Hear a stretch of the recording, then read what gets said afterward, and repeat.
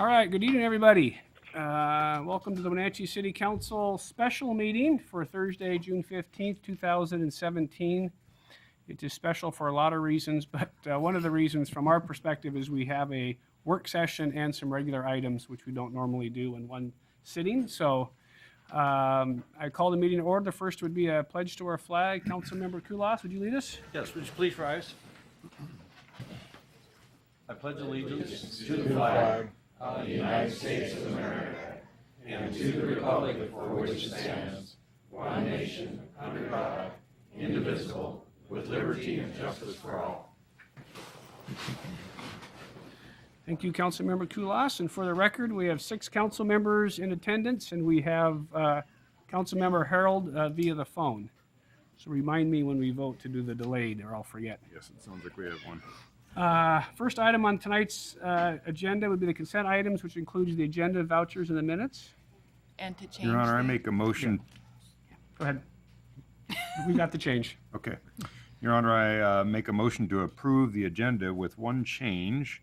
We're going to move work session item number 2 ahead of the rest of the presentations so that we can get the chief onto his chiefly duties, and also approve the vouchers and minutes from previous meetings.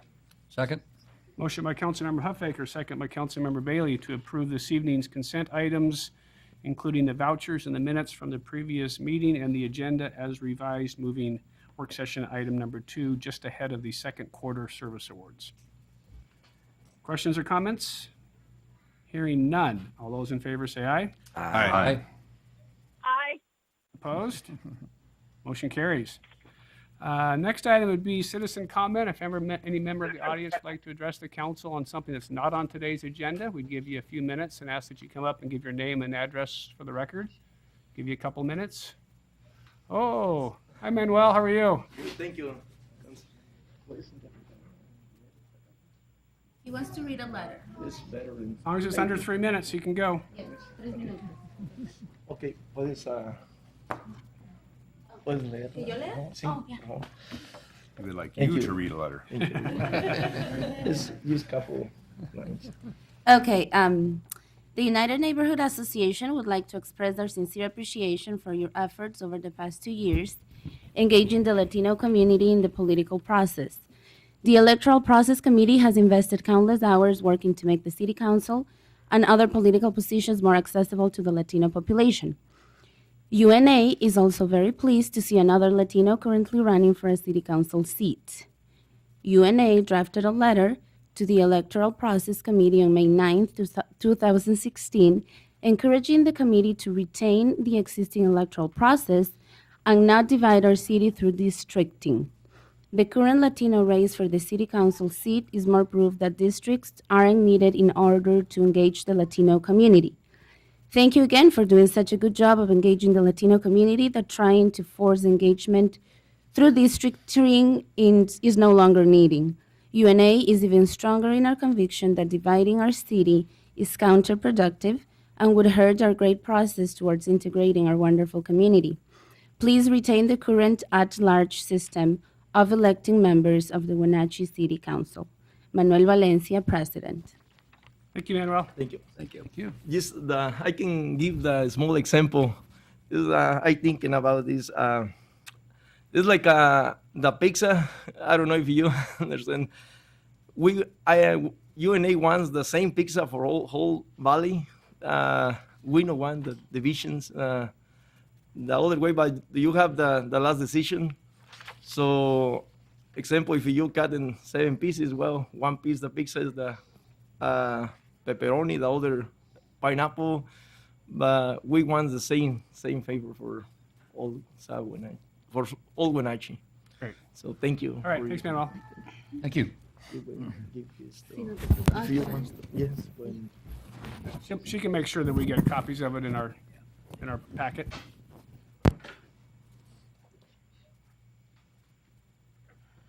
But this is actually just citizen comments for things that aren't on the agenda. Mr. Campbell. In that case, thank you very much. All right, anybody else wish to address the council on something that's not on today's agenda? All right, we'll go to our first presentation, which will be a fireworks update by Chelan County Fire District 1 Chief Mike Burnett. Thank you, Mayor Kuntz and Council. So just a update on 4th of July fireworks, and there's a little bit of confusion with what is going to be allowed and what isn't going to be allowed and what the actual code is for Chelan County. Currently, what is posted on the State Fire Marshal's website for fireworks has Chelan County banning fireworks as well as Douglas County banning fireworks. It also lists East Wenatchee and some other cities within Chelan County. Is it list Wenatchee? It lists Wenatchee as having them banned. Okay. So in Chelan, Leavenworth has it restricted, Wenatchee has it banned, Kashmir has it restricted, Chelan has it banned, and Iniat has it restricted. So it's limited. There are restrictions in Kashmir, Iniat, and Leavenworth, but Wenatchee and Chelan have it banned, and the county has it banned, according to the State Fire Marshal's Office. In June of 2017 or 16, the county adopted two different resolutions. The one that the fire chiefs believed was in effect limited the ability to, in July it was banned, 4th of July was banned, but New Year's Eve it was allowed. Okay? According to what was adopted, resolution number 59. Same day, resolution 61 has it as banning them throughout the county until further notice. Okay. And that's what's actually published on the code publishing for Chelan County. Talking with Doug Lewin, the county fire marshal, current county fire marshal, he says that would be the one that would be in effect if that's what's on code publishing. So, 4th of July, you should not be seeing fireworks in the sky. And then East Wenatchee, I thought they banned them and then unbanned them. Does anyone know? Lori, do you have a recollection of what they? They're not banned. They're not banned? So they banned them, then they unbanned them? They talked about banning them. Okay. So the fire marshal's thing might be incorrect? Exactly. That's why I prefaced it with it's on their website. Okay. So what we should expect then, nothing on this, if we see anything on this side, it would be considered illegal? Correct. Okay. Okay. Anything else on fire stuff you want to update us with? Except for the community event. Except for the community event, yes, which Thank you very much. Yes. which Permitted also- firework displays are allowed. I think the Apple Sox do one too as They well. do one as well. Anything permitted? Yes, Permitted, permitted. yes. Okay, Yes, the consumer level. yes. So fire season is on us. We dodged several bullets with the wind event that we had. It came a little bit later in the evening. The fires were caught when they were small, but the wind definitely triggered several events, wildland fires. That's it. You guys in your toes. All right, any questions for Chief? All right, thanks for being here. Thank you. You bet. All right, second quarter service awards. Carrie? I see we've got some of our employees here. Yes. So I'm going to do things a little bit different. Carrie Page, Director of Human Resources. Just want to state that we wish to acknowledge employees who have reached milestones in their years of service. We're going to do that with a service award and pin. The employees that I'm going to bring up here exemplify exceptional work ethic in our endeavors to provide excellent services to the city of Wenatchee. Their dedication and many contributions to the city of Wenatchee and our success is recognized and sincerely appreciated. What I'd like to do this time around, it seems like it's a quick jump previously up and back. I want to have the employees come up and stay up. I'd like to first call our 25-year employees. I know Yolanda Garcia is here, our code enforcement coordinator. If you please come forward. And then Terry Mitchell, he's our maintenance worker in our streets department. And is Terry here today? Here, just go stand right next to the mayor.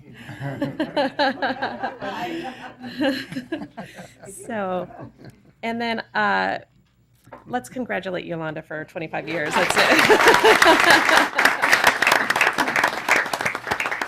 So I would like to honor 20-year employees. Shelley Collette, police record specialist. Is she here? Ramiro Lopez, who is our facilities maintenance technician, and he is also an HVAC expert. I see you back there, Ramiro. You have to come back. You have to come up here. No, not here? Okay. How about Bob Ritter, environmental technician?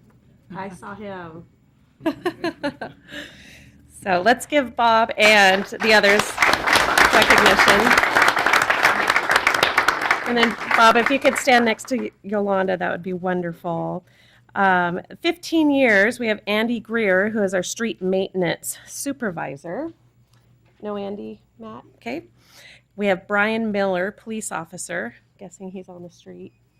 He's serving our citizens of Wenatchee. Jessica Shaw, environmental manager, and she was unable to attend this evening. But Bob, thank you for your many years of service. And I would also like to make note that Bob has decided to retire from the city and will be retiring at the end of this month. So, yes. We have 10-year employees, and that is Brian Bowles, police corporal, and I believe he's out working as well. Lupe Ontiveros, I know you're here. Lupe is our utility billing specialist. Sorry about that, Lupe. And then Jennifer Rayson is our accounting technician in our utilities. And is Jennifer here?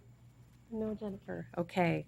So, and then I have one more mention, which is a 5-year employee, and that's Chad Noah. He is a wastewater treatment plant operator. He was unable to make it this evening as well. But with those of you here, we would like to present to you an award and a pin and get the mayor's handshake, and then also take pictures, if you don't mind.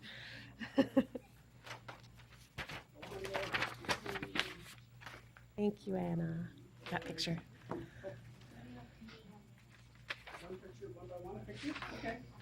One by one, and then one all together would be wonderful too. Yeah.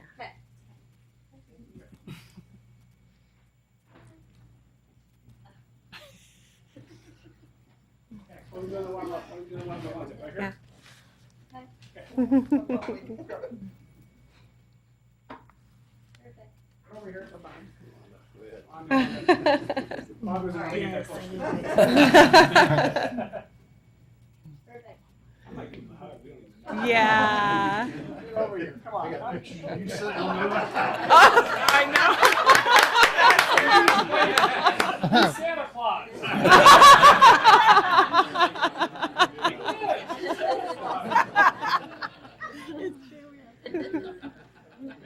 Great.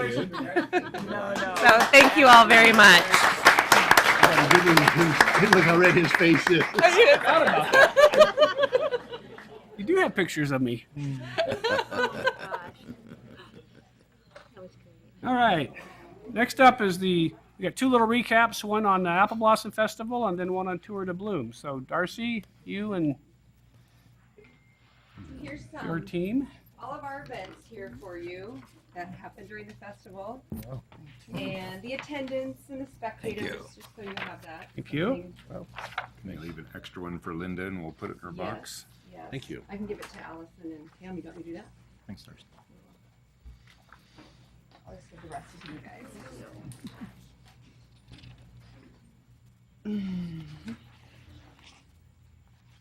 So the ones that are in yellow highlighted are basically events that other organizations put on during the festival. So that's just for you to be aware of, and then the rest of are ours. We had a great festival this year. Our numbers were up, especially from 2 years ago, which was great. The carnival loved being at the Town Toyota Center.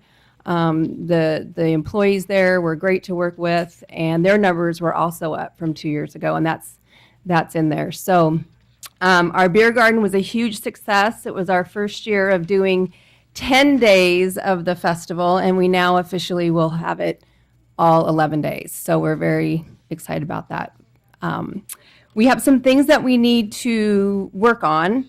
We do need to work on our electricity for the park. So that's one thing that we're going to be doing is working with some local electricians as far as what they think we should do. We would love to get some electricity up by the Rose Garden.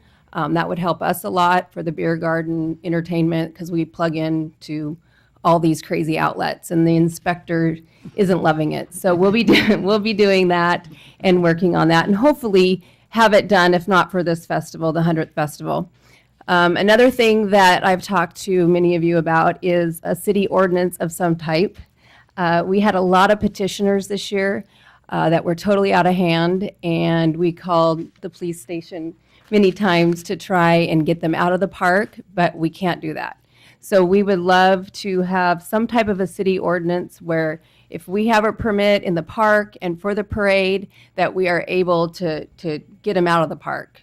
They're just a nuisance to the vendors, they're a nuisance to the public, and quite frankly, a nuisance to the police because we're constantly calling them, asking them to get them out. So that's something that we would love, if possible, to do like we did with the dogs. No dogs in the park. That's been awesome.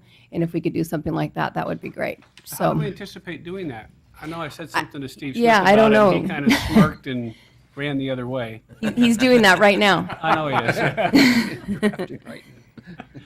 So we get Andy, who's the chairman of your board, who's an attorney, and Steve to talk maybe? Sure, we can do that. Sure. Why don't we do that? and We see can if talk there- to Chief Crown. We'll figure something out. Okay. And right now, we're going on our 99th festival. So not only this year will we be planning for the 99th, but we also will be planning for the 100th. So we'll be planning 2 festivals in 1 year. So that should be fun for our volunteers. But it was great. Unless you have anything for me that, And we got a report, I know Public Safety did, on the number of calls that the police department went to, which was not that much more than a normal weekend. Okay, okay. we like that. Darcy, I have a question. You mentioned that the numbers are up. How exactly do you determine that? Just out of curiosity. Well, with the ones in yellow, we've emailed all of those organizations and they gave us those numbers. I kind of just judge it because I'm in the park the whole time. So I just judge it off of what I've seen in past years. And of course, money. I mean, we made more money in the beer garden. We made more money in concessions. So that's how I do it. We have people like Frank, who's in the parade every single year. So I always ask, how's the spectators compared to last year? So that's kind of how we do it. So your food sales was up how much as a percent? Probably about 5%, maybe. Okay. Yeah. I mean, we'll take anything. I mean, it was a good festival, and I think a lot of it had to do with we had such a bad winter. I think people were ready to get out and see people and enjoy the weather. We had a couple bad days, but overall it was great, and people just really had a great time. Good. Perfect weather, didn't we? Yep, except for a little bit of wind on Saturday, but that's okay. It wasn't raining, so we were very happy. It wasn't snowing, so that was great. All right, any questions for Darcy? Close. All right, thank Okay, you. thanks. You bet. Next up, our presentations is regarding Tour de Bloom. Who's doing the Tour de Bloom? Oh, my goodness. Got Hayes and Craig. Whew. With props. Good evening. Good evening. Is that your speech? That's it. I've been moving all day, so that's all you get. Wow. This is what we hand out to our racers and our volunteers, Well, thank you. and of course, the city council. Thank you.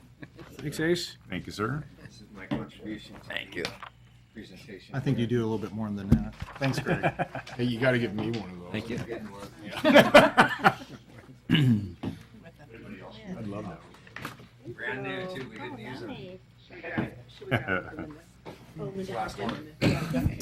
Thanks, Craig. Well, once again, good evening. I'm Ace Bollinger. I live at 28 Northwestern. As of like 22 minutes ago, I was able to sneak out away from the moving. I am acting president of the Wenatchee Valley Velo Club. Also sit on the City Wenatchee Planning Commission Board. I'm known as the race director for the Tour de Bloom, something I've taken on the last 4 years. And we have a few statistics here with our growth with our race, and you can see our first year of being on Apple Blossom Weekend, Our numbers were that 2014. That was a huge jump up from the previous year when we were in the first weekend of June. So our growth has been tied in with going on the Apple Blossom weekend, and we have had pretty darn good success. This last year, our ridership was the most we've ever had at 419 racers. It's up 17%. The numbers that really hit home, though, are the 45% are out of Puget Sound, 25% are out of Canada, almost 13% from other states. We've even had someone from Great Britain. We had international riders this year that came over, and it really showed from the level of competition that we had. And I don't have to really go over the details too much. It's something that you guys can kind of sit there and look. But a lot of these people, almost 50% of them, are staying in hotels, which I know everybody loves to have the heads in beds. And so, anyways, we have probably one of the biggest issue that we have facing our race is the traffic, and we have partnered with Darcy and I and Craig still have partnered up, and we're going to figure out how to fix that. We had garbage problems last couple of years. The three of us put our heads together. We figured out how to take care of the garbage, how to get rid of the garbage, and we don't have a garbage problem anymore. So I have a feeling that City crews commented to me on how good the garbage thing was after the race. Yeah, and that went slick. We did, especially with the wind that was up Saturday afternoon. It would have been a nightmare. So it went really smooth, and Young Life was a big help to both Apple Blossom and to the Tour de Bloom crew on that. So, anyways, if there any questions, we would love to start planning for next year for the 2018 rendition of the Tour de Bloom. We'd like to keep seeing our numbers grow. With that, of course, we'd have to still have the road closure that we do. So basically, we were asking to keep the city streets closed from 7 a.m. until 11 p.m. and we'll able to open some as we get once the race goes. We'll be able to open up the one way and whatnot as we go. So the real confusion is people try to leave after the parade, and you've got some streets closed because you're setting up for a bike ride. It causes. Well, yes, and it's one of those things everybody knows here, everybody, that the traffic's bad one day out of the year in Wenatchee, and so we want to figure out a good way of getting that across to people. And Jeff Ottenson with North 40, whose logo is on those water bottles. I know everybody's seen his commercials with Alex Haley and Josh Tarr about how you conduct yourself on the loop trail. He's offered his services on getting a short video out there, and something that came to light in one of our meetings the other day was an app, because everybody's got a cell phone, right? I mean, everybody's got that, and you go to these conventions, like Chief Crown told us that, when you go to his police convention, it tells you where the host hotel is. It tells you where this event is. It tells you what roads are street, where to park, and everything else like that. And it's like, wow, what a great event. What a great app. But I think it's bigger than the Tour de Bloom having an app or Apple Blossom. I think it's something that the city of Wenatchee needs to embrace, because then you could have 4th of July, this is where you watch the fireworks, this is where you park at, this is where you go. And when we have a situation like Edgar Reinfeld told us the other day, when you have a pothole, all of a sudden everybody that has that app goes, oh, this street is closed, don't drive there, this is how you drive around there. I think it would actually be a huge tool for everybody, law enforcement and anybody that's putting an event on how to navigate around our city and take a lot of heat and everything off of there. So anyways, my 2 cents. I'd love to hear how you progress with those ideas, because that in my mind was the big problem, is just trying to get all the parade goers now out of that downtown core. And And it takes you a while to set up, doesn't it? You just can't set up in 5 minutes. It does. As soon as the parade gets over, I get a phone call or a text message from Dina up there. She said, hey, last parade is left the yard. So we get everybody ready to go, and we sit there and we're running around and we get everything done. And the unique thing about the crit is that the racers go out there and they want to sit there and they want to pre-ride the course. So as we're setting up, we're dodging bike riders as they come by. Well, our first group that comes up are junior racers. And so, we're trying to be cognizant of that and whatnot and safety wise and everything else like that. But, like I said, I think we really, the meetings that we've had the last couple days, I think there was a lot of great ideas from a big collective body. And I think that we have a good way of making traffic. Traffic's a good thing. That means people are actually here doing something. It's how do we, get a few more DOT signs directing traffic? Do we get people in pink shirts? Do we get pink signs? What do we do to help educate not only our citizens, but the people that are coming from out of town, the people that are spending the money here on how to navigate our town? And I think the better job we do, the more people are going to come back here. I have a couple questions. The first is, what do you attribute the growth to? Because in looking at this, it's like almost doubled in 3 years. Yes. So what do you attribute the growth to? And the second is, do you have projections of future growth? We hit the three things I think that we really can contribute are being on Apple Blossom weekend and that's set in our schedule. So we're always the first weekend in May. There's another big race that is 2 weeks after ours called the Mutual of Enumclaw. And there's a race called the Tour of Walla Walla that is 2 weeks before ours. This year, Tour of Walla Walla folded. They shut down. And I had a lengthy conversation with the gentleman. He'd been doing it for 20 years. It was a great, successful race. And I said, what happened? And he said, well, we kept on getting boxed out and kept, I don't know if everybody's been down to Walla Walla's downtown, but it's a unique situation. They've got some kind of off-angle streets, and they've got a lot of outdoor dining and everything else like that. The Wenatchee or the Walla Walla businesses down there didn't want them to run their the Criterium, the bike race that we have down there during the evening like we do. They wanted it to do it in the afternoon, in the early morning, afternoon. And that kind of kills the vibe. I don't know if any of you have been down there. I know Frank has a couple years ago, but we put on a pretty good party down there on Wenatchee Avenue, and there's people coming by, and these are world-class athletes that are zooming by, and it's getting dark, and it's a fun, festive atmosphere. And not having it on a Sunday or having it on Saturday afternoon, Saturday morning, kind of kills the vibe, the twilight vibe that we're going for. As far as future projections, we're going to run about the same amount of categories that we have, and so we're going to run 9 categories in those same time slots. And USA Cycling, who governs our race, only allows us a certain amount of riders per race. Like in the juniors race, we can have up to 50 in each of those races because they don't want too many juniors there. Same thing like the men's 4-5, which is a beginner men that wants to race. They can only race up to 75. The larger groups we can get up to 125. So if you can imagine 125 bike riders going around, what I call NASCAR on 2 wheels down there. It just adds more to the excitement. So we could have out of the 419 riders we had this year, we could easily do 550, 600 in the same time constraints and bring that many more people in. And it really, as a group, it doesn't cost us any more official-wise or whatnot because we're running the same amount of categories, whether we have 50 people or 100 people in there.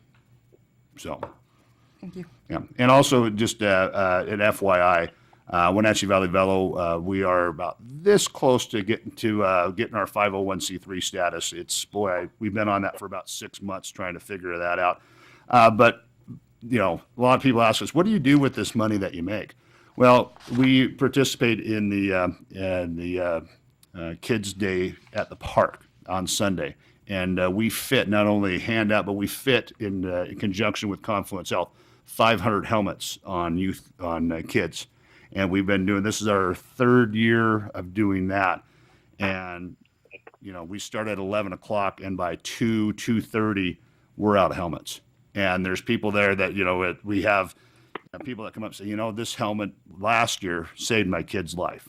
He was on a skateboard. He was riding his bike. If it's one thing that we do, if we can save one child's life or keep him out of out of the ER room. To me, that's money well spent. Great. Well, thanks, Ace. And again, I just keep working with Chief and try to figure out if there's other ways to get traffic kind of through town. Hoverboards. Yeah. Got her made. Thank you very All right, much. thanks, Ace. Thanks. Thanks, Craig. All right, work session items. We have two this evening. The first being the electoral process update. So Allison, I guess you're coming up, and I'll just kind of tee it off for members of the committee and the council and those that are in the audience. So I don't remember how long ago we started this process, a year and a half or so ago. The council appointed, I think, 11 members to a committee to study whether or not we would do some sort of council districts in our city. I think one is to try to help get more participation, and two, in light of the issues in Yakima and Pasco. So that committee got together. You got recommendations about a year or so ago. I think we had two separate meetings, if I remember, one kind of an informal work session and one a little bit more formal. I think in light of the city's desire to annex 5 separate islands, we thought we'd wait until that process ended. That process ended legally about February with a big thud. And so we went back to our consultants back east. Is he on the phone with us or not? Bill, are you on the phone? I am here. Yes, Okay, I am. Bill. How are you? So, in light of the fact that we didn't get those 3 islands, we had our consultant relook at what the districts might look like. And so you asked us to bring this back to you. So we will come back with both Allison and Steve and Bill with a quick update. And then I think we could hear from the committee members and then kind of decide what direction, if any, the council is interested in going at, and at what timing we might feel like we should do. So Allison, Steve, I'll turn it over to you guys. Okay. And Bill. And since our mayor did a wonderful job recapping, I'll go through these slides fairly quickly. So just pictures of our committee. They did yeoman's job, and many of them are here with us this evening. This was a big effort. They met for twice a month for over a year.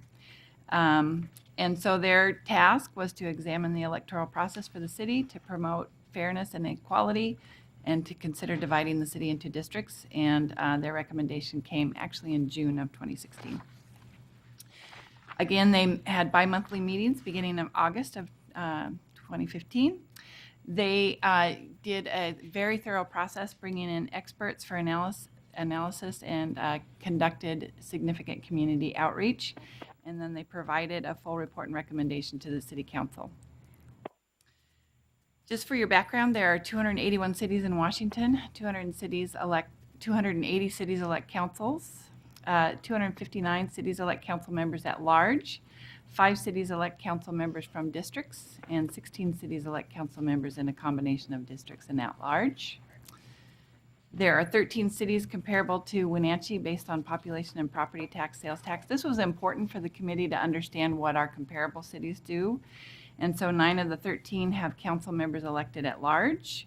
1 has 7 districts, and 3 have a combination of 2 or 4 districts and 1 at-large position. When you say Yakima is not one of them, is that just due to their population?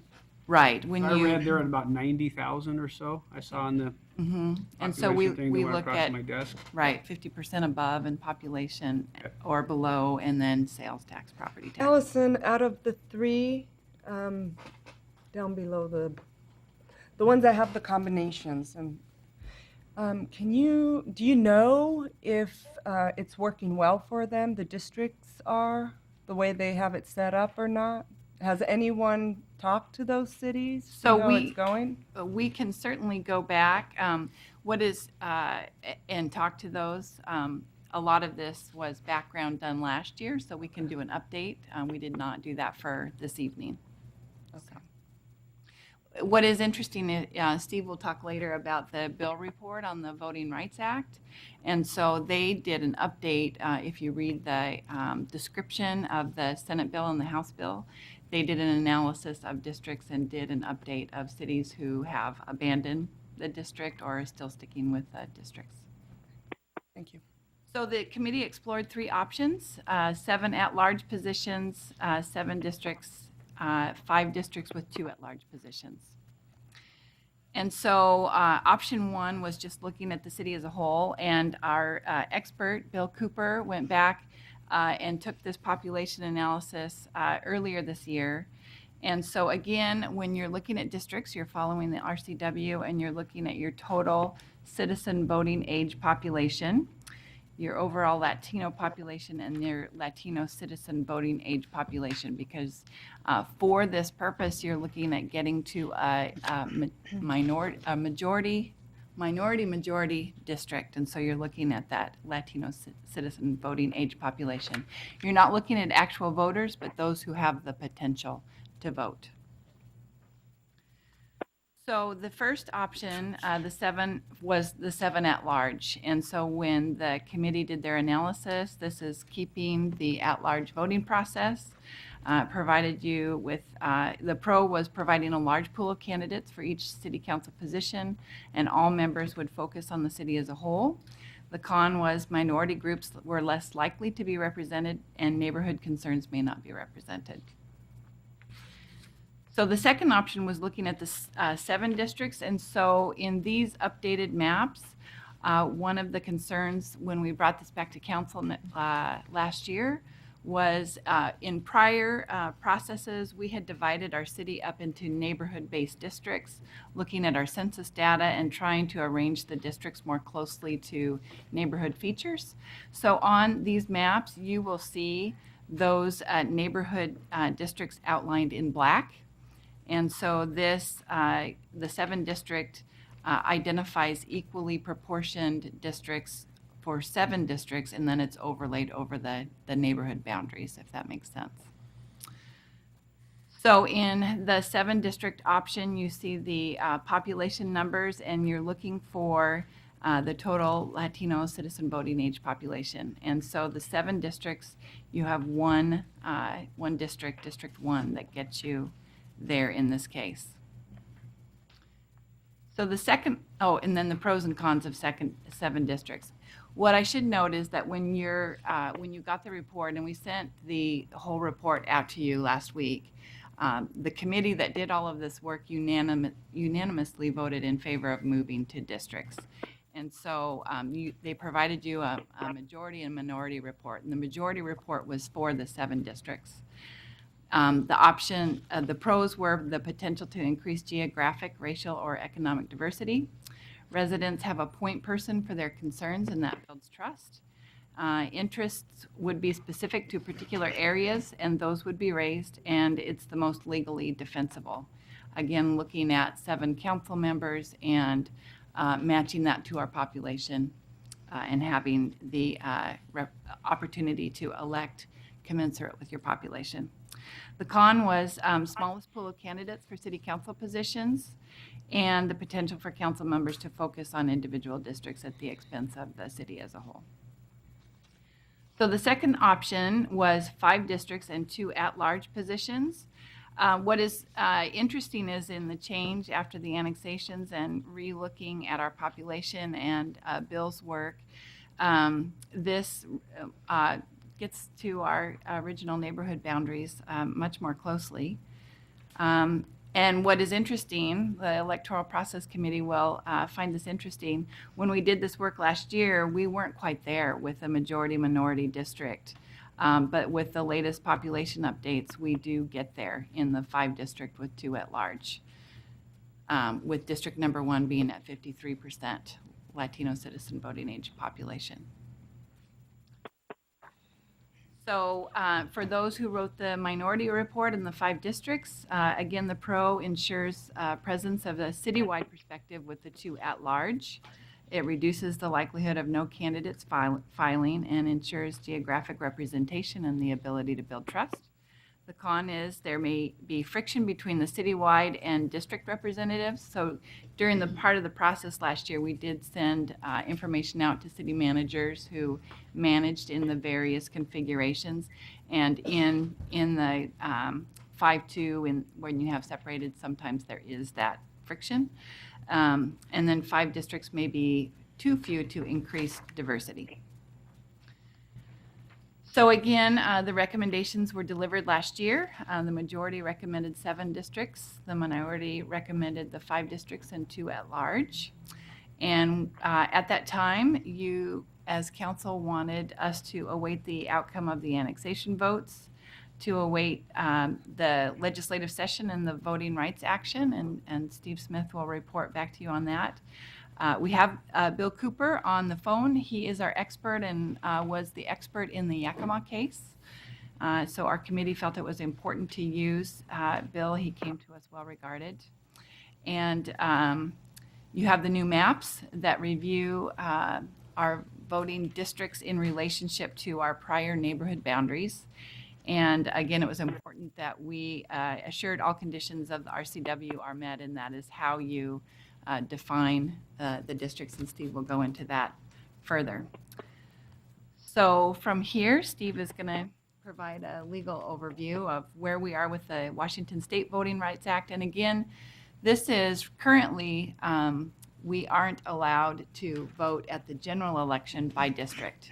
You can vote at the prior to the general in the districts, and then it has to go to the general vote in the general.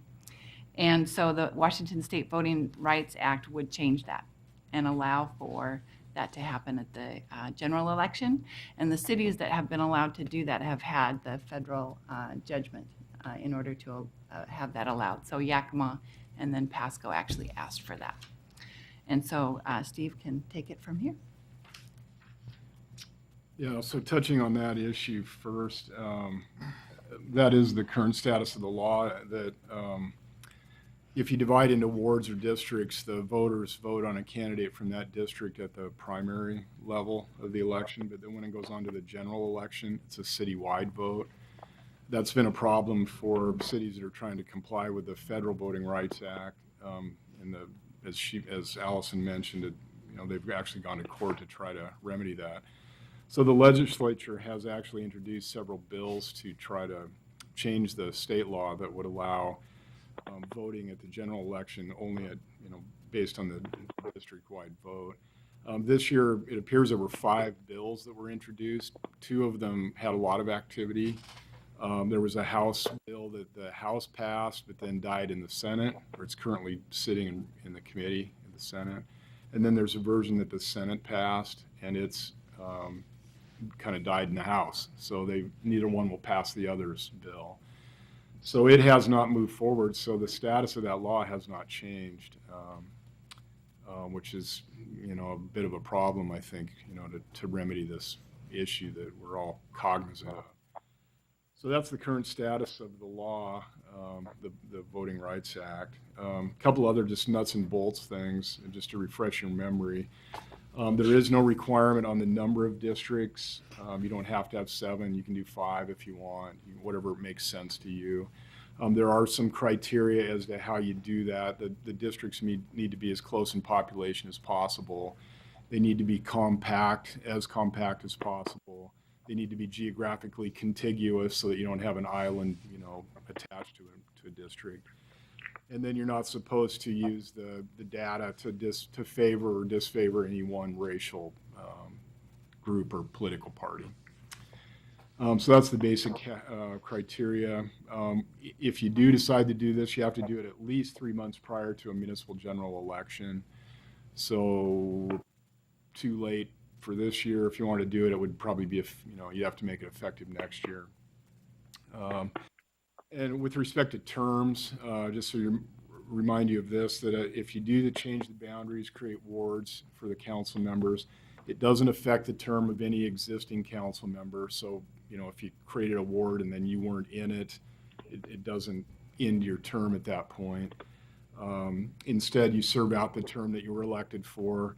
If you are in a district that's represented by more than one council member, then the council member with the shortest unexpired term gets moved to a ward that doesn't have a council member, is the way that works. And if you happen to have 2? This council member with the shortest unexpired They have term. the same unexpired term? Oh, well, then you got an issue. Might have to flip a coin at that point. Okay. That's what I was going to say. Okay. Arm wrestle. Okay. Yeah. For future elections, only resident of that district or ward may be a candidate for or hold office in that district. And then, as we already discussed, only the voters in that district can vote at the primary level, and then it's citywide at the general until this gets changed. So that's kind of the basic nuts and bolts of how that would work and the current status of the law. Okay, and I think since we have Bill on the phone, I would just have one question for you, Bill. How much did these maps change based on the fact that we didn't annex 3 properties in February? Did they change drastically? I don't think these have changed very much. We went through various alternatives, and in the end, I don't think it really changes things very much. There are different ways to draw the plans. Whether you're talking about these city limits as they exist or some of the earlier boundaries, but in the end, you've got a north-south configuration, so they're going to look about the same. I know in every plan, once I had the neighborhood lines for West Wenatchee residential, it was real easy to line up that district almost within the same boundaries as the neighborhood lines. And obviously the Latino district is going to be down in the southeast corner of the city. Right. With kind of an influence district with some Latino population over in District 2 particularly under the 7 district plan. District 2 would have something of an influence district for Latinos. All right, do you guys have any questions for Bill while he's on the phone? Bill, you're the one that did the map, I take it, right? Yes, I'm the one who did the map. Okay, I just want to... Not an artist. Oh, no, I just want to make sure it's clarified. Obviously, it didn't have any impact where any of the city council people live, and you probably don't even know where any of them live, correct?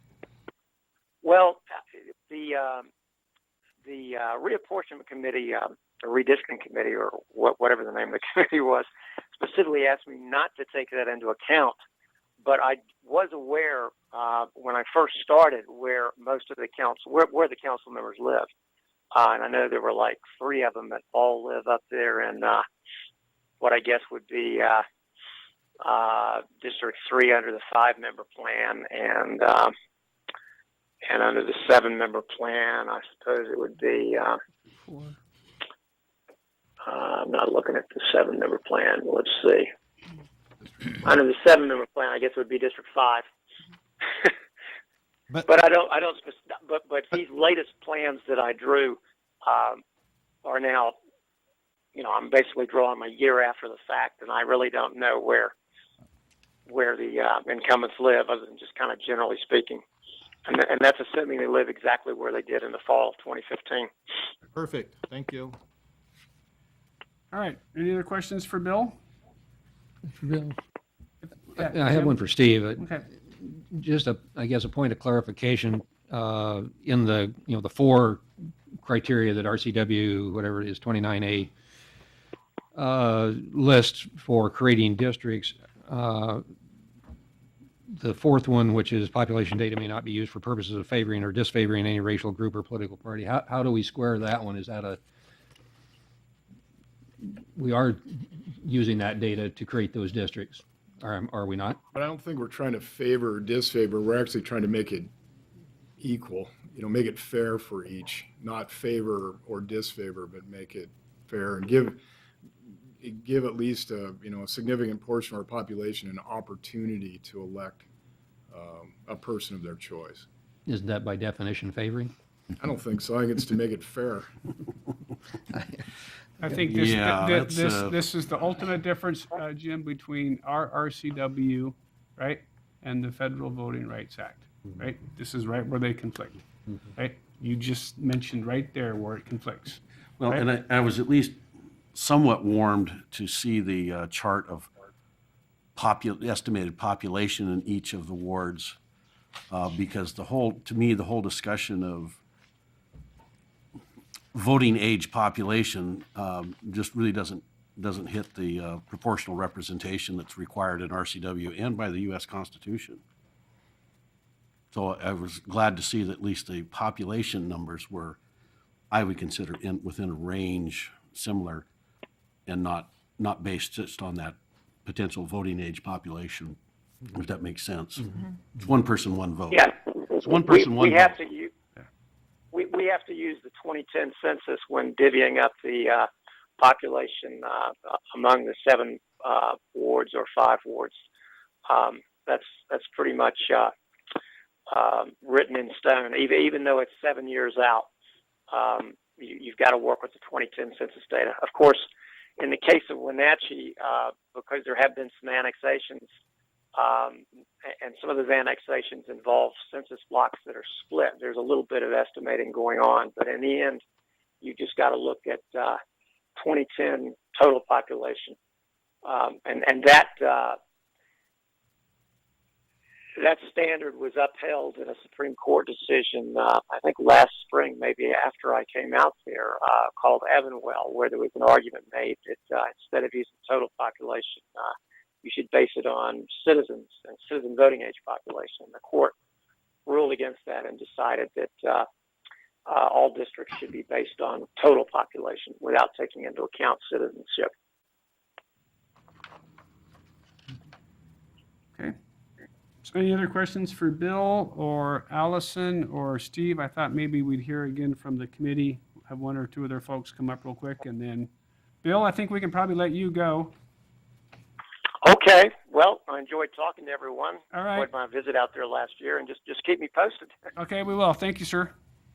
Okay. Take care. Bye-bye. Thank you. So anybody from the Bye. committee want to come up and, Joe, I saw you in the back. You want to come up and say a few words and have the committee come up and quickly, and then we'll let some members of And the. can we have new information? Yeah. I mean, we've heard a lot of this Yeah, stuff. just very quick update, just kind of what's the latest and greatest. Yeah, I'll just be here to take questions because I think the update has been comprehensive by both Allison and Steve, and Bill, having done the updates on the map. I'm really glad to hear that because he's well respected around the country and really knows what he's doing, and the fact that a federal court judge in our district in Spokane has reviewed his work, has accepted his work and approved it, gives a lot of credence to what he says and what he can do for us here. So I think I don't have anything to add on top of what's been said already. And to echo what Joe was saying, that really does validate the amount of work and research that the committee did to come up with their recommendations.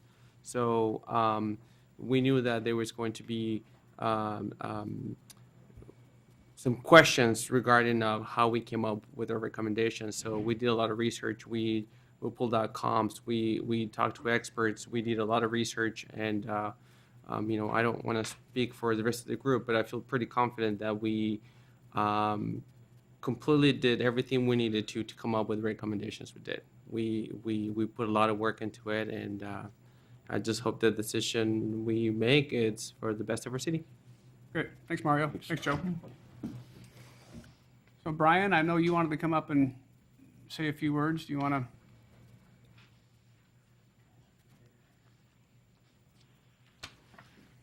Thank you, Mayor and Council. Brian Campbell, 1837 Jefferson Street. I just wanted to, I'm meeting with Rufus Woods tomorrow, and I'm also going to meet with Gene Spidell. And I just wanted to read basically a letter that I would like to go out to the public. And it states, based on the recommendation of the Electoral Process Committee, the Wenatchee City Council is ready to carve our town into 7 districts for the purpose of making elected office more accessible to our Latino population. The problem is the districting process has been proven to not work, and it's costing us tens of thousands of dollars. The mayor assembled the Electoral Process Committee in July of 2015 for the purpose of changing our existing election process to districting out of fear because of the legal action against Yakima by the American Civil Liberties Union. The charge was for the committee to research between a 5-2 city council with 5 members elected by district and 2 members elected at large, and a 7-member city council, all elected by district. The committee was then asked to make their recommendation to the city council, which will obviously accept whatever recommendation they're given. The committee has already recommended a change to districting. My hat goes off to the Electoral Process Committee for spending countless hours communicating with specialists, gathering data, and having potential district lines drawn, trying to avoid gerrymandering. I have the utmost respect for the members of the committee that has now provided the opportunity for Wenatchee to become the example for all Washington state cities. Due to the committee's outreach to our community, and especially the Latino community, Latinos are showing interest in our city government and are getting engaged organically. The committee has done such a good job that they've basically put themselves out of business. The Latino population has been getting more politically involved over the past 2 years, and the need for the districting process has passed. The United Neighborhood Association was formed in South Wenatchee with the goal of improving our South End community with a focus on child safety. The Neighborhood Association has been proactive and engaged with city officials, is doing great work, and has gotten involved in the political process. The United Neighborhood Association spelled out their concerns about districting in the attached letter signed by President Manuel Valencia and presented to the Electoral Process Committee on May 9, 2016. The most compelling evidence that districting isn't needed here is that the Wenatchee City Council already has and will have Latino representation. For the first time in our history, there's currently a Latino versus Latino race for a Wenatchee City Council seat. As the United Neighborhood Association stated in their letter to the Electoral Process Committee, May 9, 2016, Wenatchee has the potential to be the example for our state in how to engage the minority population and increase their participation on the City Council. Don't make a change out of the same fear that formed the Electoral Process Committee in the first place. The City Council will not act against your recommendation when the accountability lies with you. Recommend the current 7 at-large system and retain the effective Latino representation, organic Latino engagement process, and unity of our wonderful community. I urge you to contact your Wenatchee City Council and ask them to retain our present electoral process and stop spending tens of thousands of dollars on a problem that no longer exists. Let's be a great example for other cities in our state and help unite Wenatchee. All right, thank you, sir. Thank you. I'm sorry, I need to just suggest a clarification. The committee was established by the council, it was not established by the mayor, just for accuracy purposes. And I think the other accuracy thing is they were entitled to look at all options of government, including leaving it the same or going to districts. So the fact that, But I think that's Points taken, yeah, good. important understanding of how city government functions. Right. Thank you. all right.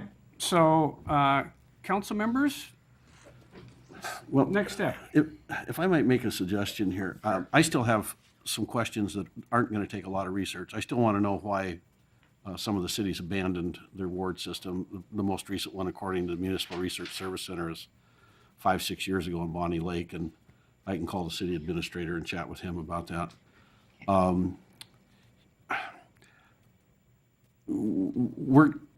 I believe that we are and should move forward. Although, and I can say this because I'm going to, we, as Mr. Smith pointed out, any change now would not affect the 2017 election. So our next citywide election is 2019. I believe that we need to make a decision on this well in advance of the filing period of 2019, like, that. And I'm concerned that by moving forward with changes now in the midst of contested council races, that we're going to add some measure of confusion for folks that will need to get, what am I, who am I voting for and what are they running for? I don't know if I'm making sense. And I would prefer to lay over until after the general election has, our city's general election has passed and we take this issue up shortly thereafter. I am really concerned about the confusion about what does that mean for sitting incumbents that aren't up for election as well as those positions that are up. So that would be January of 2018 or so, something like that? End of this year, First part of next year. first part of next year. Clearly after the general election. And clearly well before the filing period of the next city general election, which is the 2019 cycle. And I think the consultants recommended a year or so in advance just to educate the voters and those sorts of things? You're and then the auditor would want some time as well? Yes, and then your electoral process committee actually recommended a community engagement process that we would enter into well in advance. So having a year would allow us the time to do that. And I think we need a lot of discussion on that engagement process, So much so that we might take a look at incorporating components that in our 2018 budget cycle, which starts about any day now. Yeah, yeah, yeah. I think Brad's starting to meet with department heads pretty Yeah. quick, yeah. Council members, anything different than that? No, I agree with that. I think that, starting to talk, starting to talk changes in the middle of a current election cycle or current election, which is actually active. That has a propensity to become confused easily. The mere mention of doing something takes on the aura of having already been done in the paper sometimes. So that I would concur with that. Yeah, I would just add to your comments, Mark, about going to the cities where it didn't work.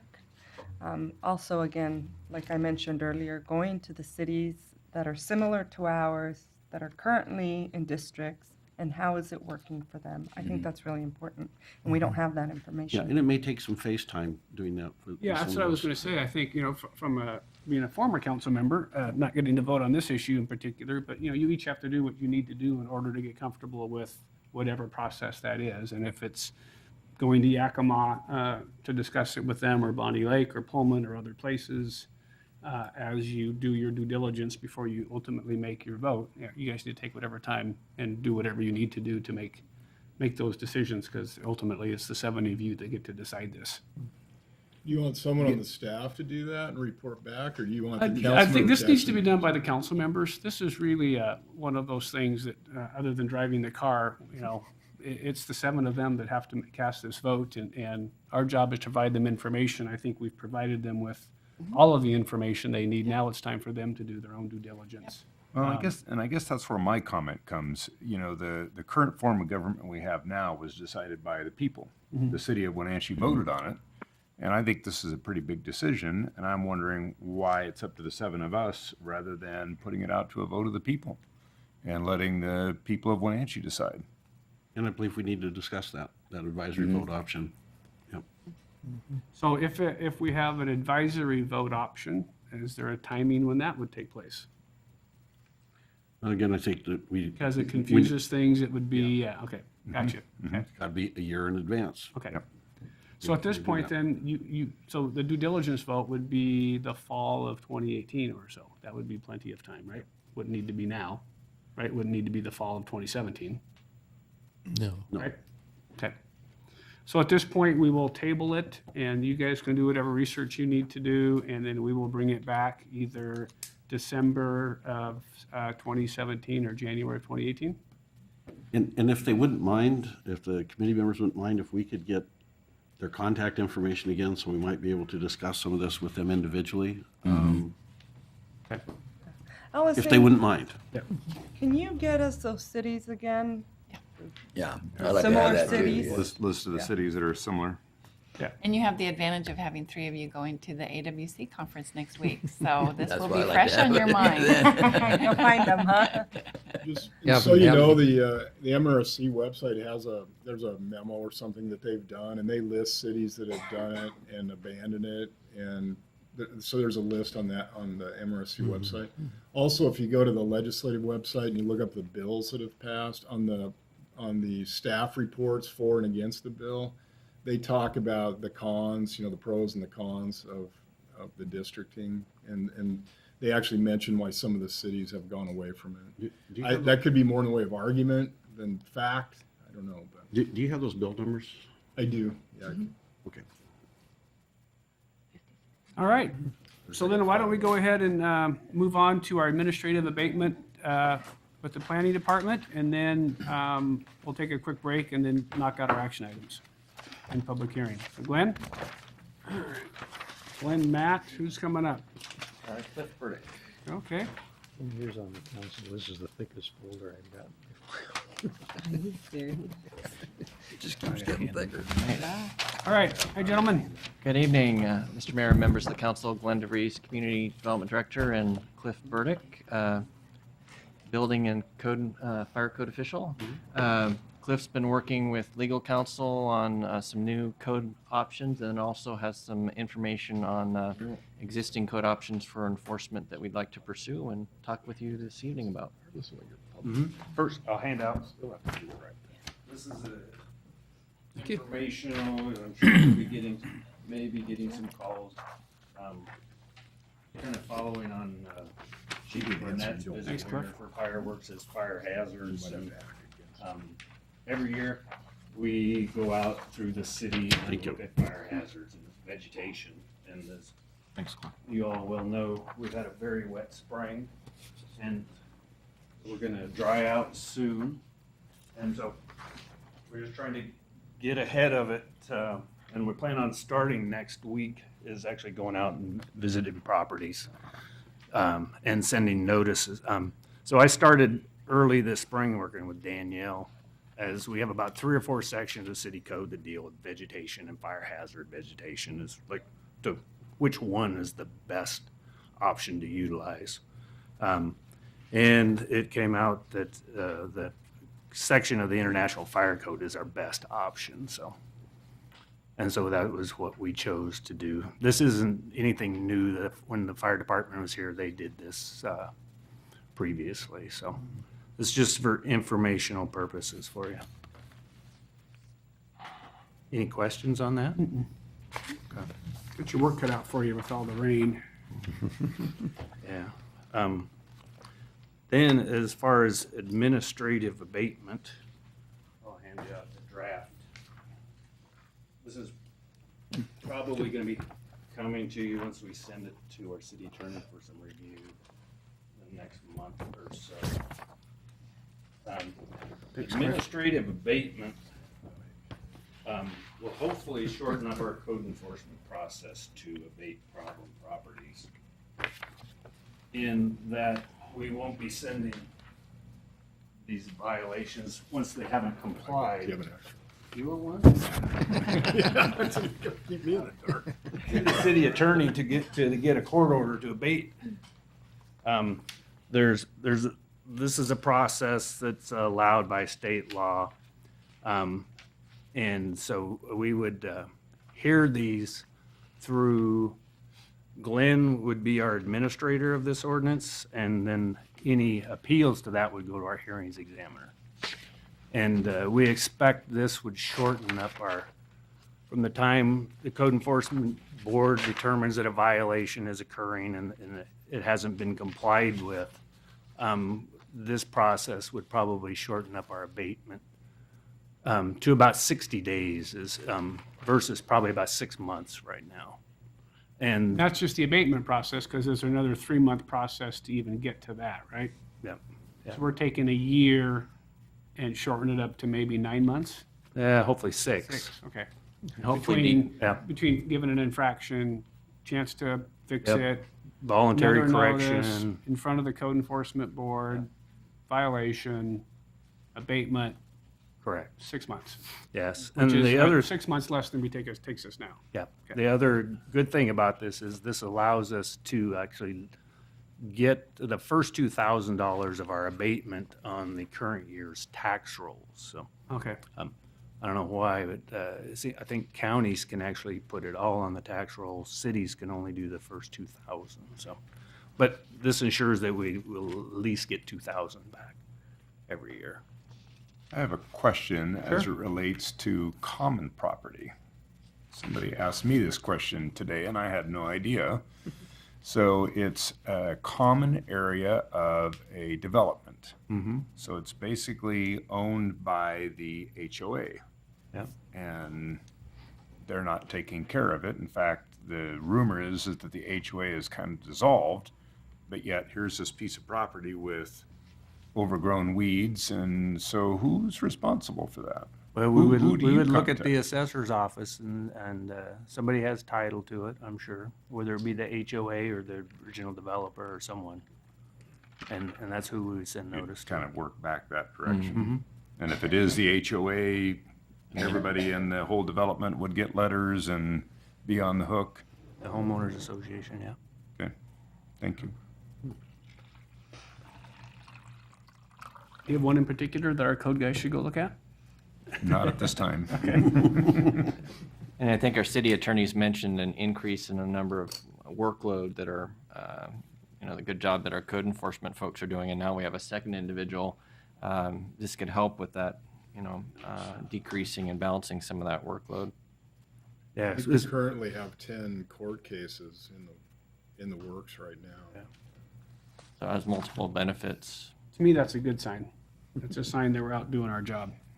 Yeah, currently, we're probably doing 40 to 60 cases a month. Mhm. And so I expect that to double. I think today was Lance's first day he went out on his own, so.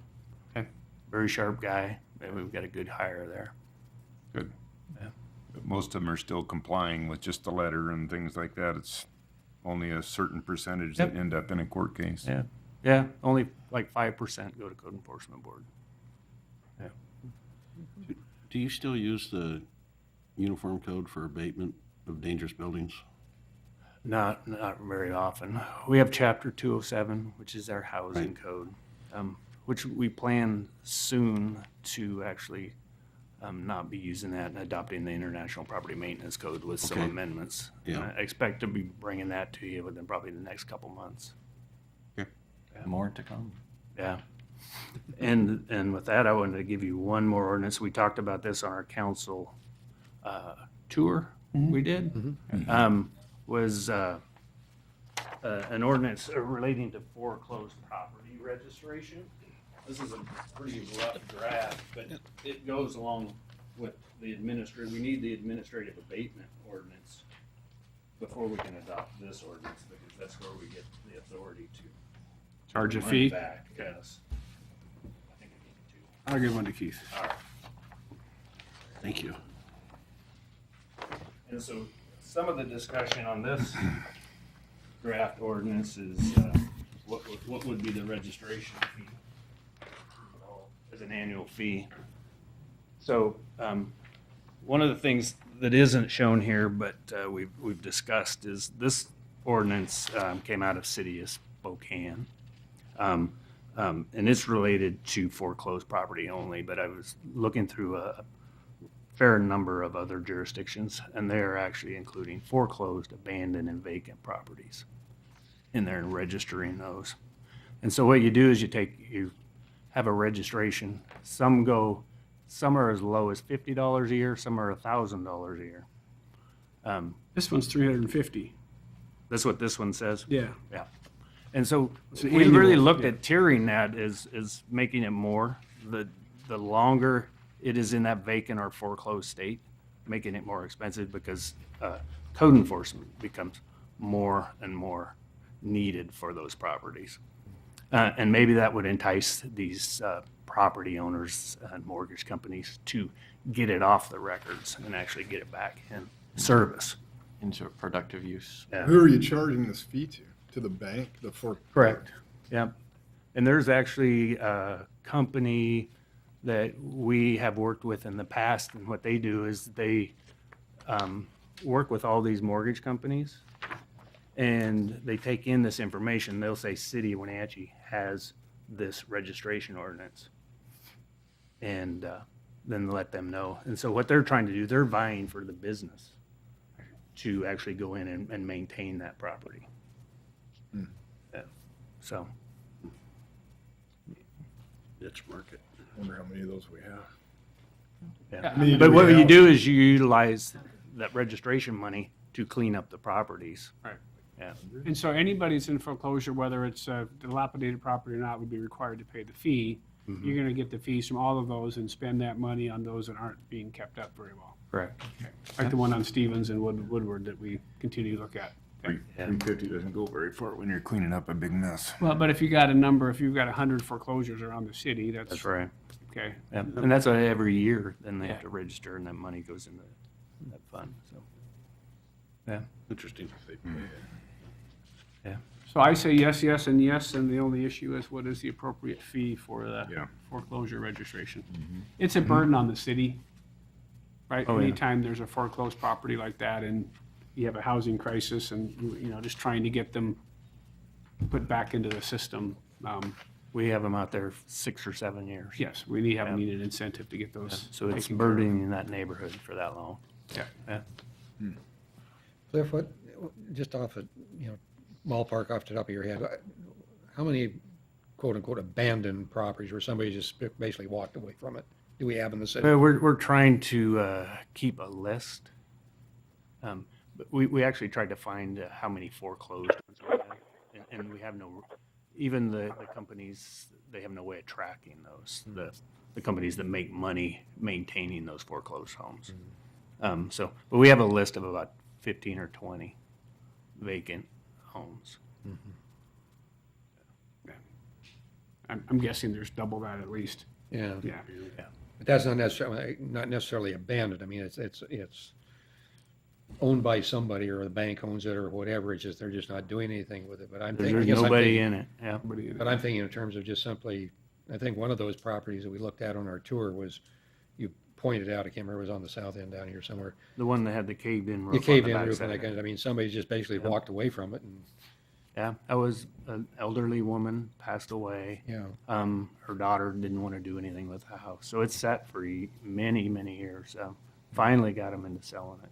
Just sold it last week. Yeah, so there's a guy who's gonna actually completely remodel it, put a new roof on it.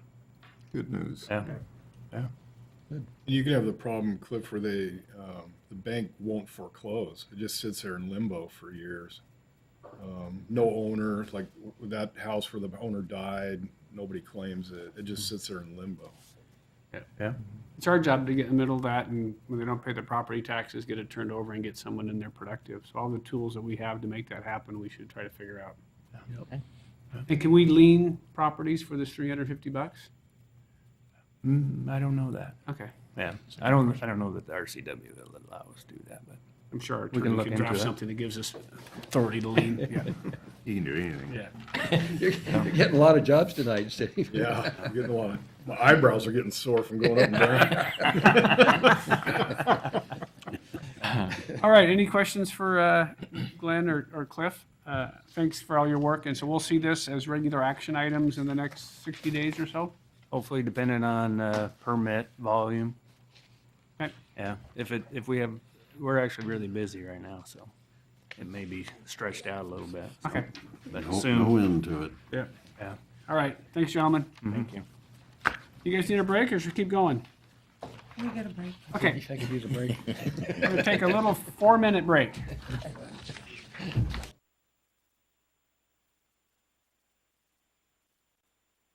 Boom, boom, boom, boom, boom. Yeah. Boy, I tell you, code enforcement just never.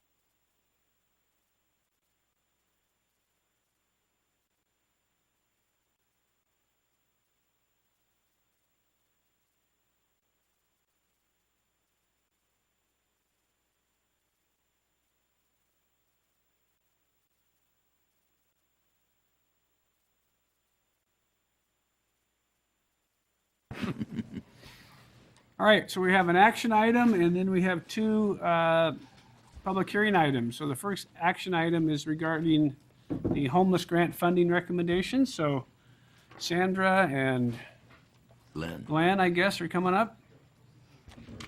Oh, you'll move on. You're making Lori come up. Oh, Lori, come on, Lori. No. Up there. Plenty of room. I'm just here for moral support. Okay. Who's morals? Yeah. Good evening. We have before you a recommendation from the steering committee on the 2017-19 Homeless Grant Fund recommendations. It was a new approach and a lot of work, and Sandra did an amazing job going through this process. And she has a brief presentation for you. Okay, well, great. Hi, Sandra. How are you? Well, good, thank you. See if that's a little better. Like Glenn mentioned, we wanted to bring forth the recommendations that the Chelan Douglas Homeless Steering Committee put together for funding for the 2017-2019 grant term. I'd just like to thank the Homeless Steering Committee. A lot of work went into it on their part, a lot of time. We have a couple of the members here today. Lori Barnett with the City of East Wenatchee. Alan Walker was here as well. Chief Crown, Allison Williams, and Councilmember Harold as well is a representative. So with the funding process, we had an open request for proposal cycle that we had, and that process was overseen by the Homeless Steering Committee. One of the first things the committee did was set funding priorities for those RFPs, and that was done at the March 2nd committee meeting. The major emphasis for the funding priorities was based on a program's ability to further the state homeless performance goals, also to align with our regional homeless plan, and also some other local funding priorities. So this is what we based our RFPs on. And so I'll just go over this quickly for you, but one of the biggest shifts was that the funds be targeted towards homeless and chronically homeless individuals. So there was a definite shift away from prevention funding for at-risk households. Still some funding for that, but more of a focus on homeless. A definite emphasis on the landlord liaison program. So the idea with that program is, since we have so few available rentals out there, that if we can partner with landlords to work out agreements where they're willing to rent to some of our clients, that we can access more housing that way. Targeted transitional housing, so programs like the Bruce that provide 2-year support for vulnerable populations that need a little extra structured support. Continued emphasis and investment on coordinated entry and diversion, and also providing case management training for our grantees. The committee was also wanting us to really focus on more data-driven management, so we've increased performance-based metrics in our contracting.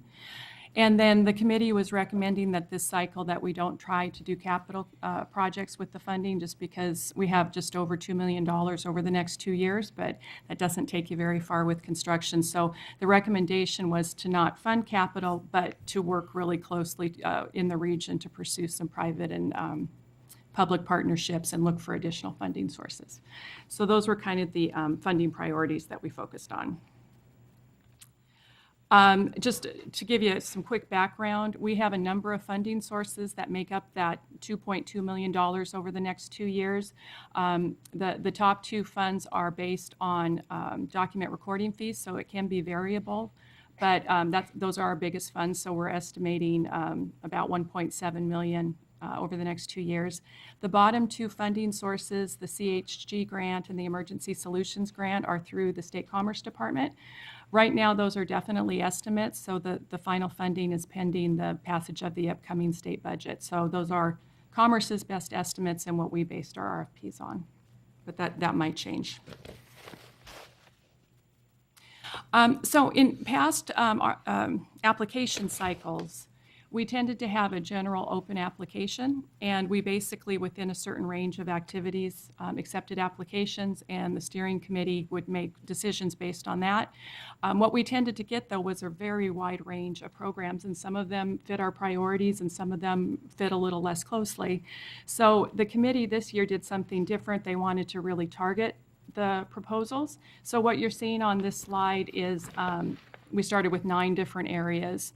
that the funding would be targeted on. And that's based on those funding priorities. So if you look at these, they really focus on homeless and chronically homeless people. So we put together 9 different RFPs, and it ranged from permanent supportive housing to rental assistance to emergency shelters. There's a whole range that you can see here. And the other thing the committee did was they targeted funding. So they really specified this cycle that because there's a priority for this type of service, that the funding should flow that way. So like I said, it was a different approach, but I think in the end, we really got proposals that really suited what the need is in the region. This is probably an eye test, but the committee went through and based on the projected funding, laid out some of the administrative and city program management fees that they're recommending come out of the different funding. For each of the program types, there's certain admin caps, and so that reflects that. And at the bottom of this chart, what you see is what's available for the subgrantees. So we ended up with about $2.2 million that could be distributed out to providers in the area. So out of those open RFPs, we ended up with 25 proposals from 10 different agencies. So at our city staff level, we screened all of those applications to make sure that they were eligible. And then a subgroup of the Homeless Steering Committee met and reviewed all those proposals, interviewed all the applicants, and we had 6 members. And for those folks, it was a big time commitment, reviewing 25 proposals. They interviewed folks for a day and a half and then put together the proposals that we'll share with you. And this just shows you the criteria that the committee used. So they looked at a wide range of things, used a standardized evaluation matrix. Basically, does it serve a need? How many people are being served? Were there really strong collaborations and partnerships? That was a big emphasis this go around. We wanted demonstrated partnerships. Were they leveraging community resources? Did they meet the specific requirements of the RFP? Did they have realistic budget plans in place? So that's what the recommendations were based on. So this is, again, a little bit of an eye test, but we wanted to walk you through by program type what the committee's recommending. So for rapid rehousing, and just to kind of define what that is, rapid rehousing is basically rental assistance with case management services for folks that can get into their own housing, but they just need that rental assistance help and some support services to stay in their housing. So by far, this is our greatest need. So a fair amount of funding was targeted for that.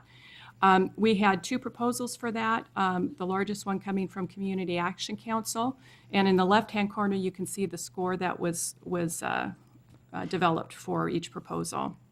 So what the committee recommended was we had about $355,000 available for this program type. They recommended Community Action receive the majority of that funding. Community Action is our current rent assistance provider, and they have provided that service in the region. Chelan Valley Hope, their proposal was to partner with Community Action Council, so they wouldn't be doing rental subsidies, but they would be providing case management for clients up in Chelan. And we felt like that was a really good partnership and a very good use of resources geographically to serve those clients. So. Prevention, this is for families that are at risk of losing their current housing. So again, it's rental assistance and case management support, but it's for that population that's at risk. Like I mentioned before, there's been a real shift away from prevention funding more towards homeless households. So there's been a drop in our prevention funding, but the committee was still recommending about $247,000 be allocated for that. So we had a number of proposals for that, Community Action being the largest one, and they would be handling all the rental subsidies. Upper Valley Mend is in the Leavenworth area, so they really fit a geographic need that's really important. And then Volunteer Attorney Services, they're a current grantee. They provide eviction prevention legal services, which is a unique specialization, but a really big need for us.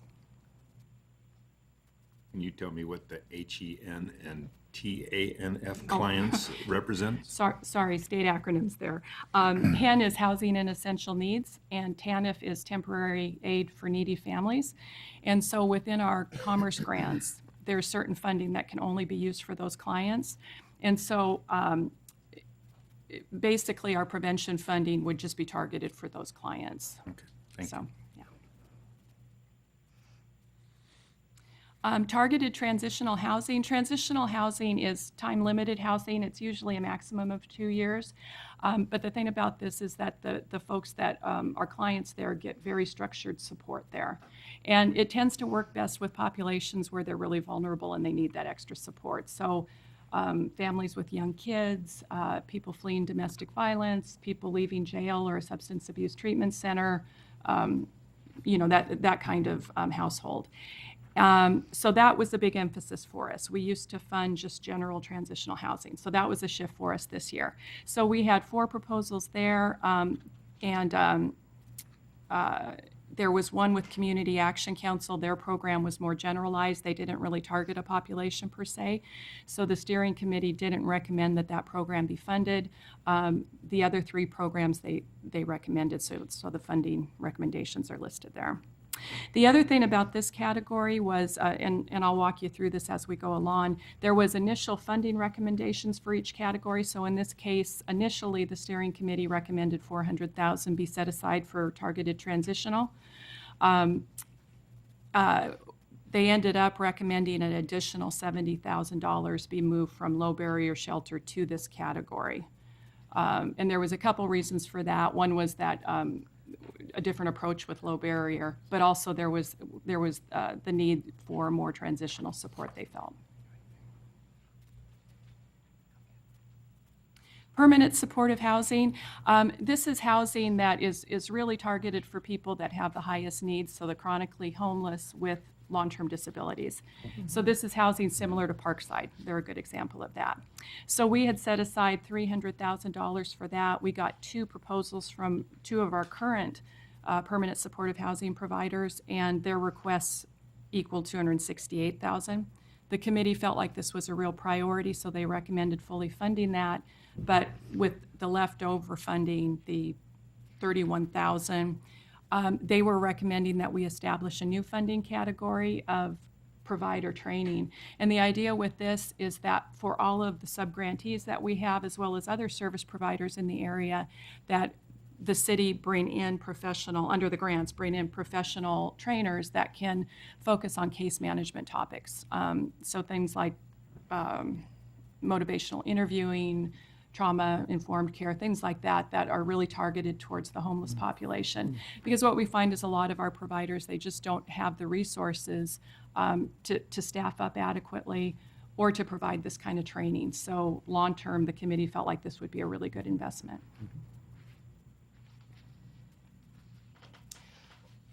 And provider training, so I guess I just explained that one. So $31,000 for that.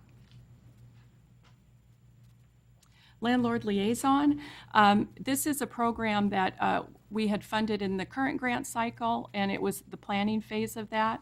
So Landlord Liaison is a program that's really geared towards partnering with landlords to, there's a couple aspects to it, but the big focus is to partner with local landlords to work with them to lower some of their criteria in order for some of our clients to be eligible for their housing. And it's such a need with limited rental housing. So if there's something we could do to get folks into existing housing, it's a boon. The other part of this is tenant education and also case management with the tenants, so they can mediate between landlords and tenants if there's an issue to keep people in their existing housing. So we feel like this was a critical one, and the committee recommended that it be funded. We got a number of proposals. One was from Hope Source in Ellensburg, which has a presence here. They had a strong proposal, but the committee felt like Women's Resource Center with their local partnerships and local connections, that was really key. So they recommended that be fully funded.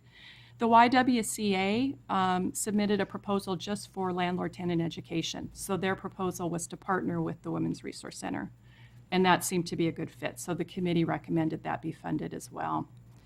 So those 2 proposals left in this category a little over $31,000. And so the committee recommended that surplus be moved to homeless outreach. And homeless outreach, this is really geared towards reaching out to people that are living on the streets, the chronically homeless in particular. Women's Resource Center is our current provider for that, and we also had a proposal from Hope Source in Ellensburg. And so the committee recommended, especially with Women's Resource Current Connection, that the program be awarded to them. In addition, they felt there was such a need for the outreach because it really did target chronically homeless folks, that extra $31,000 be moved to the Women's Resource Center. So the recommendation was for $91,749, with the idea that Women's Resource Center would staff up higher. So they were proposing a part-time outreach person. That additional funding would help them almost fully fund a position. Emergency shelter, we had two different proposals. One was for traditional emergency shelter, so a place where people could go for the night or for longer periods of time. The other requirement that we have from the state for this go-around is that we establish a low-barrier shelter. So a low-barrier shelter would have lower entry requirements, and so for folks that are under the influence or there's some behavioral issues. Right now, we don't really have low barrier shelters, so there's a significant number of people that can't necessarily get shelter for the night. So this category reflected the traditional shelter as opposed to the low barrier. So we had a number of proposals. The two at the top, Upper Valley Mend and Chelan Valley Hope, are for hotel motel vouchers, emergency vouchers. And this really fills a unique need in those geographic areas because they don't have shelters. And sometimes when people are up in that area, it's hard for them to get down to the Wenatchee shelters. So the committee recommended that those be funded in part. And then the YWCA Women's Shelter and the SAGE Domestic Violence Shelter be funded. The low barrier shelter, like I said, this is a new requirement. And so when we went out for proposal, we realized that this was going to be a big undertaking for any one agency to try to respond to. So we set some broad parameters around it, but we were expecting that we may not get proposals back. We got a proposal from the YWCA to run a program. It wasn't fully fleshed out, and with the Women's Resource Center, they weren't proposing an entire program, they were proposing a feasibility study. So the committee felt that it probably would be a better option to take some time and do some really extensive planning around this. So they were recommending that $30,000 be set aside for a feasibility study that could be led by the city in conjunction with the Homeless Steering Committee, and that $130,000 be set aside, just earmarked for implementation. So once the study is done and the program is designed, that money would still be there to launch the program. And coordinated entry. Coordinated entry is our community housing network system, and it's the coordinated, standardized way that people can access homeless services. And so that's been running since October of 2015, so this reflects a continuation of that system. We started with 7 sites, and we're now down to 5, and that's just a general movement towards a primary centralized site being with Catholic Family. So you can see that we're recommending that the majority of the funding go to Catholic Family. They run the hotline, and they handle about 75 to 80% of the volume. And we'd still retain Community Action as a backup site in Wenatchee, Upper Valley Mend for the Leavenworth area, Chelan Valley Hope for Chelan, and then SAGE handles domestic violence households. And then we had a couple other proposals that were really for some unsolicited areas that the committee just opted not to fund. So a day center and some case management services.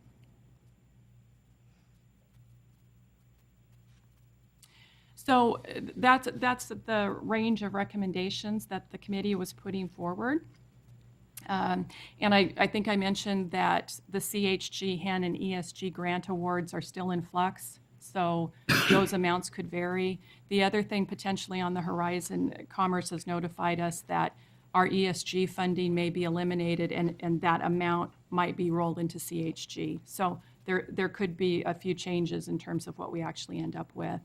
So the committee is recommending a number of things for the council approval. One is approval of the actual recommendations we just walked through. The other thing, some of these are kind of slight procedural things, but within our CHG grant, there's HEN funding, which is Housing and Essential Needs. It's part of the CHG grant, but Commerce, for a variety of reasons, only funds that part of the program for a year.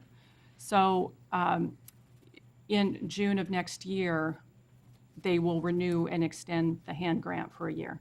So in past years, we've gotten council approval in advance to just extend that out, as long as it's within the general parameters we're talking about. The other recommendation is if the CHG or ESG final funding does come from the state and it's higher or lower than what we're estimating, and if it's within $10,000 either way, the committee was recommending that the city staff be given approval to allocate that funding without going back to the steering committee again. And then again, depending on the CHG grant, whatever HEN and TANF funding awards end up being, what that final amount is, that we just apply that to the CHG, TANF, and HEN clients. So. Thank you, Sandra. That was very thorough. Yeah, very detailed. I do have one quick question for you. I know we're not recommending funding any of the emergency shelter low barrier. That doesn't mean we don't have low barrier shelters out there. There's a lot of low barrier beds in our valley, correct? Actually, we don't have that. We actually don't have. Lighthouse is not considered a low barrier. Not really, no. Not under the federal designation. No. Because of the religious aspect of it. No, most of the shelters, most of it revolves around the clean and sober requirement. Okay. So low barrier, it's. Low barrier can put behavioral limitations on people. So if someone's being disruptive, they might come in and they might be under the influence and they're disruptive. Low barrier shelters have rules around that. But in and of itself, being under the influence, as long as there's not any disruptions, a low barrier doesn't exclude. Got it. So Okay. yeah, so that's the biggest thing. But other things that can cause issues are, no pets or that kind of thing. Okay, thank you. When you're working on your recommendations, do you look at who our homeless are? Like, the low barriers, how many do we have versus, people in transition versus, just families who just got evicted Yeah, we do look at that, and that was part of the homeless steering committee funding priorities. So we have data on all that. Okay. And so we're able to tell, do we need to focus more on families? The other thing is gaps if people are being declined from certain, like emergency shelters. We're able to look at data and say, well, they're being declined because of this reason, and target services for that. And the consolidated entry is we're getting our first round of data, and that's been hugely helpful in terms of helping to make these decisions. Yeah. Well, the committee's done a fantastic job, and this is not easy work. So I appreciate all the time and effort that they've put in. Yeah, one of the things number one, thank you for all your hard work and the committee. I remember when I first came on the council way back when, Allison, you probably remember, we sat down for a bit and kind of went through the list, and it's been really interesting to see this program evolve into really what I would consider really a first-class operation. Doing a very excellent job of working through this. In the current recommendations, the two things that I specifically, I guess, kind of caught my eye. One is the bit of money that you carved out for case management training and those kinds of things. I think that's really oftentimes an oversight. We know everybody got good intentions and wants to do things, but there's a skill set that goes along with doing that in order to be effective. So I think that's a really good add in there. And the second thing is the coordinated entry. I think that's been one of the, I don't know how many years ago that, when that kind of first started, but that I think is, at least from, anecdotally, from my perspective, I think that's been a very big success in, I guess, being efficient with the dollars that we have. There aren't enough nearly to do everything you guys need to do, but I think that helps to make the process run a lot smoother. So anyway, thank you very much for all that you do, and I think this is really a good set of recommendations this year. Okay, thank you. All right. Sandra, Yeah, go ahead, Linda. this is Linda Harold. I just want to say I felt like you and the rest of the committee did an excellent job of dividing this up. I was really impressed. The only unfortunate thing is the needs far exceed the money out there, but great start, and I'm really pleased with what you've done. Oh, thank you. All right. I'd entertain a motion.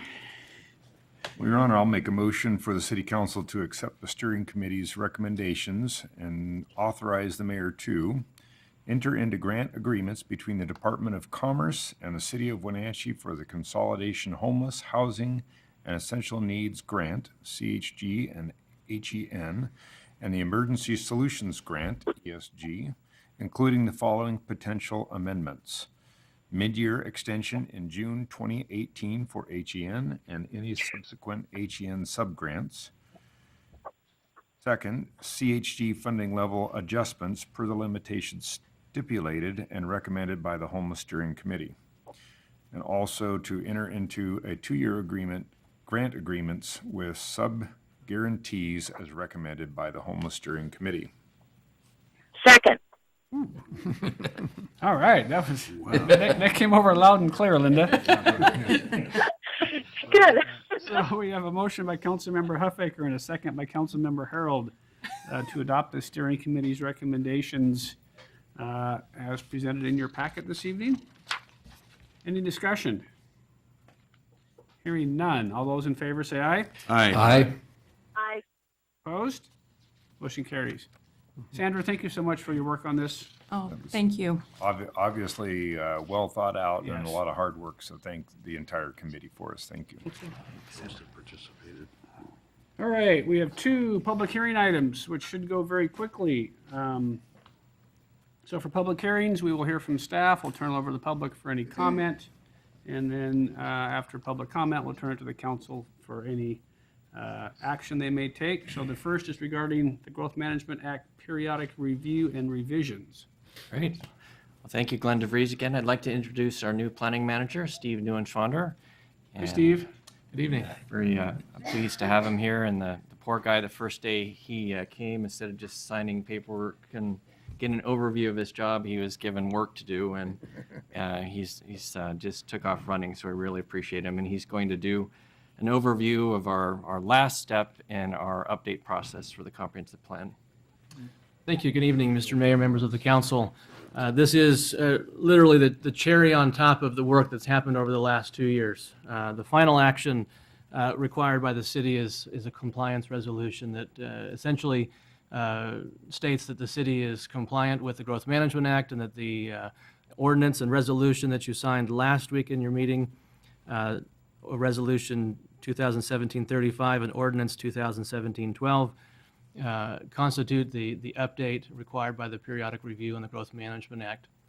And so we have provided for you Resolution 2017-37 that states exactly that, and would recommend that you adopt that resolution. And do we have to adopt a resolution next time saying that we adopted this resolution? When does this end? Today. Is this really it? It ends today for the next periodic update in 8 years. Perfect. I think we're excited to be done with it for the next 8 years. Not as excited as staff. I bet, yeah, they're ready for something else. Yeah. All right, so any questions for staff? Seeing none, any members of the audience wish to address the council on this public hearing item? See no takers. I will turn it over to the council for their action. Well, Your Honor, I would make a motion that we adopt resolution number 2017-37, fulfilling the requirements under RCW 36.70A.130, subsection 5, to review and, if necessary, update the Wenatchee Urban Area Comprehensive Plan and declaring compliance with the Washington State Growth Management Act, RCW 36.70A. Second. Motion by Councilmember Bailey, second by Councilmember Esparza to adopt resolution 2017-37.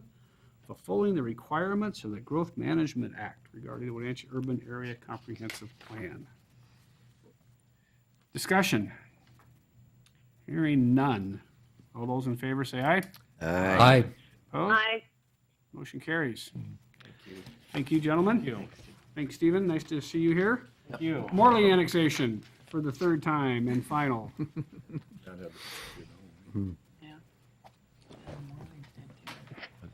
Evening, Mayor and Council. Matt Parsons, Associate Planner. This is the public hearing for the Morley annexation. A little bit of background on this one. It's the Morleys own 2 parcels, and I think it was back in 2002, the parcel closest, or that fronts on Maple Street, was annexed in, and leaving this back parcel out. And they're hoping to consolidate the lots into one, and won't be able to do that until they're in the same jurisdiction. And so that's why they petitioned to get into the city, and we have a valid 60% petition, and so we're all ready for the final vote. Just a small area, 0.28 acres, the house on it, but hoping to get it all into one lot. Will that be an easy process once this is done to get those 2 lots merged together for him? Yeah. We already have an application, so once this is done, then we'll send it over to the county, and they'll finally process it at after the 60-day waiting period. Perfect. So, yep. Was there a cost for Morley's to do this? Do they have a cost? Well, there was the application fee. We have a $200 application fee for annexations, and then there was the lot consolidation, the BLA, which I can't remember off the top of my head what that is. Okay. It's $250, something like that. Yeah. All right, good. Yeah. Plus recording. He can tell you, I'm sure. Yeah. Couple grand in geodimensions. Okay. So far. Yeah. Okay, I'll turn it over to any member of the audience who wish to address the council at this time regarding this public hearing item. See no members of the audience willing to participate. I'll turn it over to the council for their action. Your Honor, I make a motion that we adopt ordinance 2017-14, providing for the annexation of an unincorporated area north of Maple Street and west of Pershing Street, also known as the Morley annexation area, subject to the provisions of ordinance number 2007-34 and all subsequent amendments thereto. Second. Motion by Councilmember Kulas, second by Councilmember Huffaker to adopt ordinance 2017-14 regarding the Morley annexation area. Any discussion from the council? Hearing none. All those in favor say aye. Aye. Aye. Aye. Opposed? Motion carries. Thank you, Mr. Morley, for sitting through all this and all the gibberish it takes to get someone annexed into the city. And I have a newfound appreciation. Thank you. Yeah. Might want to run for council. Run from. Run from council. All right, mayor's report. I don't really know what to add. Obviously, we're not meeting next week. We'll have a brief meeting on the 29th. We're not meeting at all. I generally don't make my travels public, but I'm going to Nispelem tomorrow and San Francisco on Monday. Don't ask me why. San Francisco is for a rating agency update, and Nispelem is to meet with the Colville tribes regarding Confluence Parkway, as we're starting to do the environmental. Some of the Transportation Council's doing some of the early environmental, and that's the last one on the kind of pre-NEPA, can we get something done? Archaeological stuff. Yeah, so we'll meet with the Colvilles tomorrow, and I think we're going to meet with the Akamas maybe the next couple of weeks. So, Allison, anything else of vital importance? Just a reminder that without the meeting next week, those of you who are on the Finance Committee, we're doing Finance Committee on the 29th also, and then the short meeting on the 29th. Yeah, and then we'll have the Saddle Rock Gateway grand opening and ribbon cutting. So we'll have a quick meeting and get in and out of here for that. I think the Chamber grand opening is tomorrow at 4:30. Right. So if you want to go down for that, I will be there for that. What's it, 4:30? Chamber's grand opening of their new building. Okay. Tomorrow at 4:30. 4 to 7, ribbon cutting at 4:30. Yeah. So we'll be back from the Nispelem just in time. Sure, we'll be speeding. Yeah, so we don't meet next week. For those of you going to AWC, enjoy and learn. Good luck to Lyle, good luck to Mike, and we'll see you guys in a couple weeks. Very good. Anything from the council stuff that's? No. No. All right, it's late. We're adjourned.